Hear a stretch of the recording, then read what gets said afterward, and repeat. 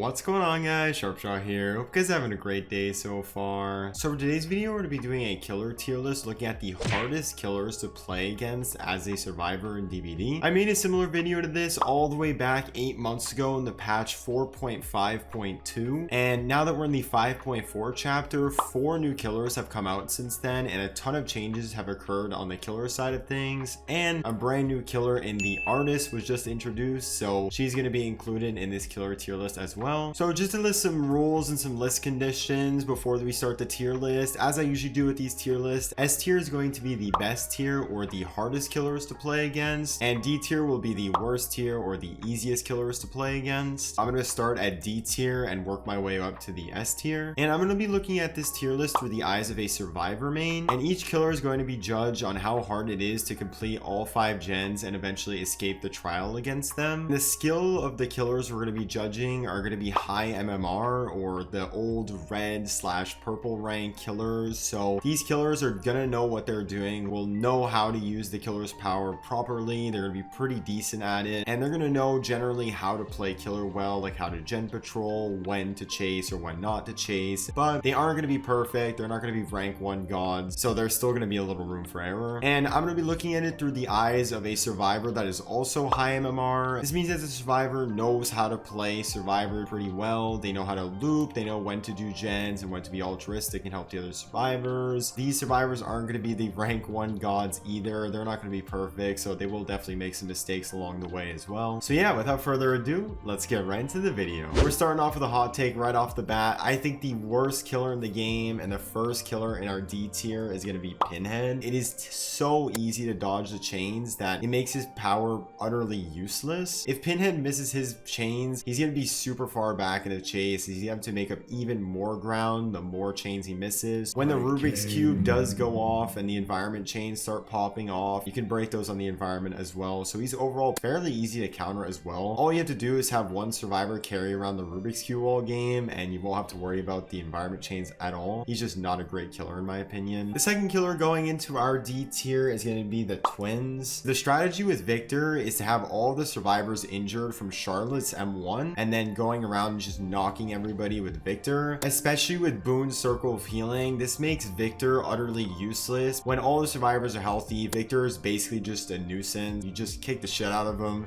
and then it's out of the way. Charlotte is just an M1 killer, and Victor is just annoying. So overall, that combo of having the 2 killers is just really tough to do good with and is really easy to play against as a survivor. The third killer on our D tier is gonna be Nemesis. Nemesis is a tiered killer that only is really effective in tier 3, but even when he is in tier 3, his tentacle strike is pretty easy to dodge and it's kind of predictable in loops. And even if you do get hit with the tentacle strike, it is 3 hits from fully healthy to down state, so it'll take him a good amount of time to actually down you. Not to mention his zombies are almost useless. They don't give him any use other than giving him a faster tier 3. So overall, Nemesis is just a slow killer that is really tough to build up traction with, so he's pretty easy to play against as survivor. The fourth killer on our D tier is going to be the Pig. Even with the new add-ons and her killer rework, I still think Pig is a pretty bad killer. The reverse bear traps she puts on your head don't really do anything other than slow down the game. It'll be really rare that you actually get killed by the reverse bear traps, even with her best add-ons. The other survivors can just keep doing the gens while you do the reverse bear traps. Other than that, she's basically just an M1 killer with a small lunge, so overall it's just pretty easy to play against her. The next killer on our D tier is gonna be Trickster. Even if you had the sharpest shot, no pun intended,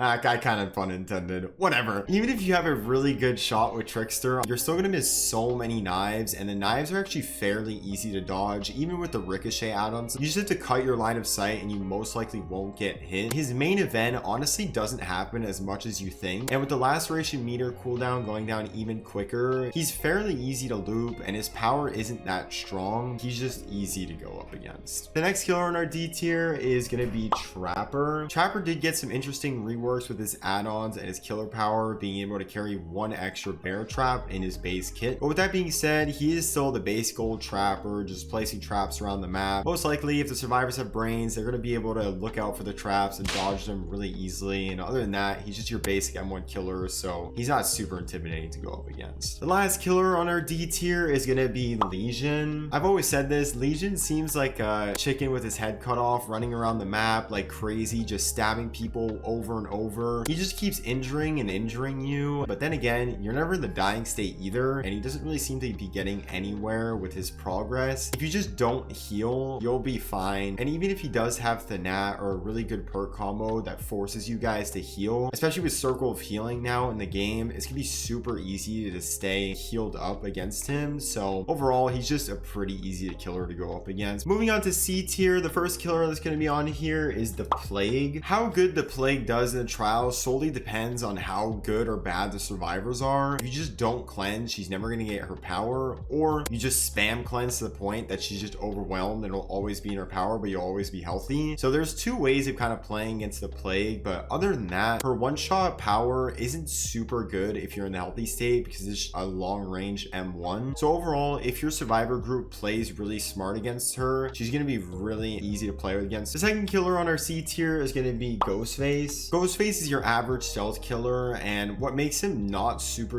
good is the fact that he can get revealed out of his stock, which completely negates his power. All you have to do is just stare at him. His one shot doesn't last for a really long time, so if you're good at looping, it's gonna be pretty easy to not get one shot down. You just gotta be careful, keep your head on a swivel, and you're gonna be extremely okay against him. The third killer on our C tier is gonna be Demo. Rest in peace, Demo, by the way. Demo is pretty good map movement, but his major flaw is that once he places a portal, he can't pick up that portal unless it gets cleansed. If he places a portal at an active gen and you finish it, it'll basically just be a random portal in a dead zone. It won't be really useful. So as the game goes on, if you don't cleanse the portals, his map movement is gonna get worse and worse. Other than that, he's just an M1 killer with a long range lunge that is pretty easy to dodge if you pay attention. So he's pretty easy to go up against as well. The next killer on our C tier is gonna be Myers. Unless you're playing a Tombstone Infinite tier 3 Myers that will probably just kill you out of the game in 2 minutes, he's a really slow killer to play and you could gen rush him super easily. All you have to do is keep your head on a swivel, and once you see him, you just cut the line of sight and you're pretty much all good. Once he's in his exposed, stay a little bit stealthy and stay away from him, do some outer gens that he won't go to, and you'll be pretty much fine against him. The next killer in our C tier is going to be the Doctor. The Doctor is more annoying than good. Against experienced survivors, being in madness doesn't really do anything. You shouldn't really fail the skill checks when you're high up in the madness, and all the little mind tricks like the heartbeats shouldn't actually catch you by surprise. So his only main good thing is his big snap to reveal the location of the survivors, and in the chase, his little snap he does could catch you off guard, but if you are paying attention, the little snap is pretty easy to dodge and he slows down once he uses it, so you can keep loops going on for a very long time against those little baby snaps. Overall, he's pretty easy to loop in chases, and all he is just annoying. Moving on to the B tier, the first killer we have on here is Freddy. He got some pretty big nerfs and he isn't that useful anymore because mainly when he places down his dream snares, he gets slowed down. He has pretty decent map movement, being able to teleport to gens, but other than that, if you just get out of the dream world, he's pretty much useless because he doesn't have his dream snares, his dream palace to rely on. He's basically an M1 killer that can teleport to gens outside of the dream world. Honestly, his long boy arms seem to have low-key been fixed, so his hitbox is kind of normal now too, but his map movement with the gens can definitely catch you off guard if he has a pop / BBQ combo, so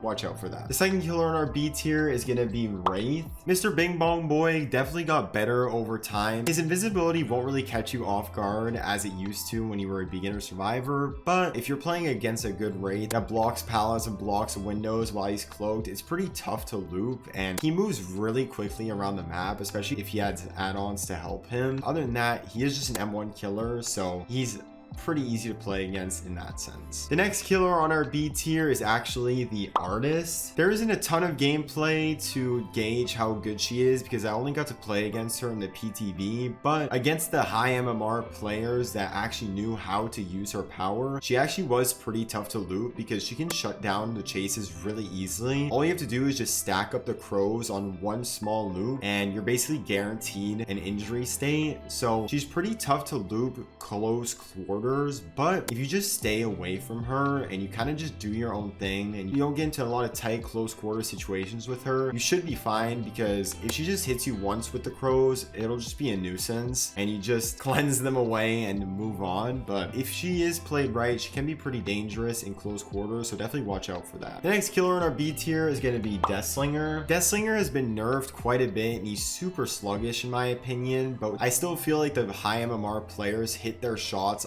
all the time, and the fact that he can M1 you through windows once he actually does chain you, and the shots are pretty tough to dodge because you never really know when they're coming. But overall, he kind of just is your average killer. He isn't really good and he isn't really bad. He's just right there in the middle of B tier, so it's kind of a 50-50 on how the match is going to go. The next killer in our B tier is going to be Pyramid Head. Pyramid Head has a ton of powers in his disposal with the sword swipe. He's got the Trail of Torment, he's got the cages, he's got the Mori. He is a pretty big force to be reckoned with, especially if the killer does not miss their sword swipes. It's basically a long range M1 on top of his Trail of Torments that allow him to not have to waste time going to hooks. He can just and you're going off to the cage batonnement. But with that being said, his sword swipes are very easy to dodge if you time it properly, so you can definitely prolong chases and keep chases going for a super long time. Then again, it's just a 50-50, just like Deathslinger. Next killer in our B tier is Mr. Bubba. When Bubba is not played toxic, he's actually a pretty decent killer. He has the ability to end chases really quickly, and if you're in a dead zone, he's gonna end your chase like that, because if you have no pallets or windows to loop around, he's gonna one-shot down you with his chainsaw. But with that being said, you can actually stun him with the pallets while he's in his chainsaw sweep if you time it right. So he definitely is loopable if you have pallets and vaultables at your disposal. You just gotta get a head start on him and you can have a chance at looping him for a pretty decent amount of time. Moving on to the A tier, the first killer on here is Huntress. A high MMR Huntress doesn't miss many shots, and in tight quarter loops, when they're constantly holding the hatchet up to throw in the air, it's pretty difficult to dodge them. But with that being said, if you just stay away with her and you stay long range, the further you are away, the easier it is to dodge the hatchet. So all you have to do is just put a ton of ground between you and the Huntress, or you just have to cut the line of sight and stay crouched behind the little objects in those tight quarter chases. So it is definitely manageable to loop a Huntress, but if you are playing against the experienced Huntress, good luck, because you're gonna have a really tough time dodging those hatchets. The next killer on our A tier is gonna be Clown. A lot of you guys might not think Clown is a good killer, but in my opinion, he's one of the few killers that can shut down any chase super duper quickly. And the only real counter you have against Clown is pre-dropping pallets, but that's wasting a lot of resources. So by end game, it's gonna be near impossible to loop him with no resources on the map. Any chase you go to with his Clown bottles, once he slows you down, he can catch up to you like that. And those good clowns that know how to use the speed bottles will be able to catch up to you no matter what. Other than that, with his good perk and pop, he's really good at slowing down the game if he's doing gen patrol, so he's a force to be reckoned with in the right hands. The next killer on A tier is Hillbilly. High MMR billies and curve billies are really a sight to see and are really rare these days, but once you go up against them, they're really tough to loop. His one shot down is pretty easy to loop, but once you're up in those close quarter curves, they're honestly gonna catch you by surprise. And as with Bubba, if you're in a dead zone with no pallets or no windows, he's gonna be easily able to back rev you and just down you in 2 seconds with his one shot. He can also traverse the map really quickly, so with the right perk setup with Tinkerer and BBQ and all that stuff, he can put pressure